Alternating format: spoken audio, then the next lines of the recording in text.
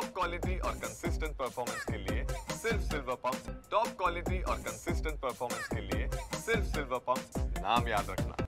संत ज्ञानेश्वर महाराज यांच्या पालखीचं प्रस्थान आज आळंदी या ठिकाणी होत आहे आणि याच निमित्तानं राज्यभरातून लाखोच्या संख्येने वारकरी सध्या आळंदीमध्ये दाखल झालेले पाहायला मिळत आहे। एकंदरीत ज्ञानोबा तुकारामांचा गजर करत या ठिकाणी अनेक वारकरी भक्त दाखल झालेले। आपल्यासोबत काही वारकरी आहेत। मला सांगा, आज पालखीचं प्रस्थान होतोय, काय वाटतं सोहळ्यासंदर्भात? अगदी पावसा असून सुद्धा दिंडी क्रमांक 49 श्री संत मोतीराम महाराज संस्थान फळा, तालुका पालम, जिल्हा परभणी, सर्व वारकरी मंडळी 2000 आहेत।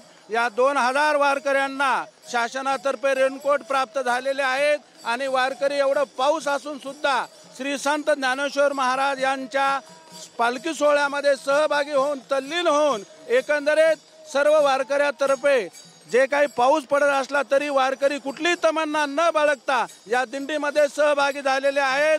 जय श्री मोतीराम, जय श्री मोतीराम। नक्कीच मोठ्या प्रमाणात पाऊस आहे। मला सांगायचं पण पाऊस पडतोय, आज माऊलींचं प्रस्थान होतंय, काय भावना वाटतात? चांगली वाटते, चांगली भावना। काय एकंदरीत तुम्हाला वाटतं? तुम्ही कुठून आलात आणि काय? तालुका पालम, जिल्हा परभणी। हो, दिंडीमध्ये सहभागी होणार आहात ना? काय चला, त्याच्यामध्ये पाहिलं की खरं तर आज मोठ्या प्रमाणामध्ये मुसळधार पाऊस पडत आहे आणि पावसाची कोणतीही तमा न बाळगता जे वारकरी आहेत ते वारकरी दिंडीमध्ये सहभागी होताना आपल्याला पाहायला मिळत आहे। कारण सुशांत साहेब सुळदेगे, TV9 मराठी, आळंदी, पुणे।